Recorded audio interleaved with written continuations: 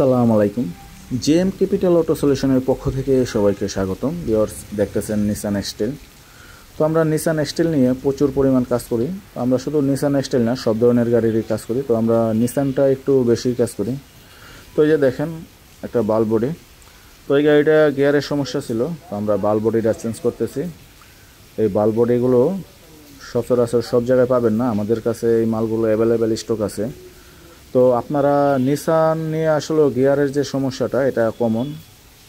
Gear এবং break এই দুইটা সিস্টেমে প্রবলেম হচ্ছে কমন। তো এই গাড়িগুলোর যদি আপনার এ ধরনের কোনো সমস্যা হয়, সমস্যার ধরনটা হবে শুরুতে গিয়ারের, যেমন আপনার গাড়িটা ধাক্কা দেবে, মাঝে মাঝে জ্যামে বন্ধ হয়ে যাবে।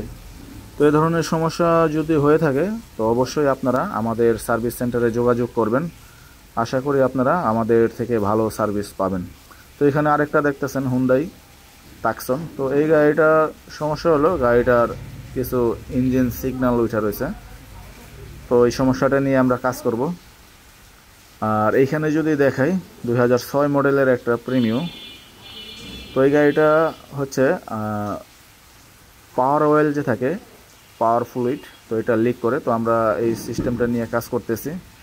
আর এখানে আরও একটা নিসান এক্সটেল।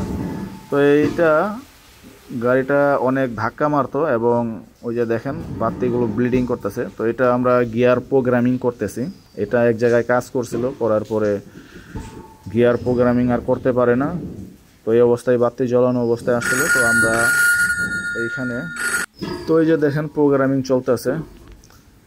তো এই প্রোগ্রামিংটা 1 ঘন্টার প্রোগ্রামিং। তো এই ধরনের সকল ধরনের এক্সটাইল নিয়ে প্রবলেম নিয়ে আমরা দীর্ঘদিন যাবৎ কাজ করতেছি আমাদের সার্ভিস সেন্টারে।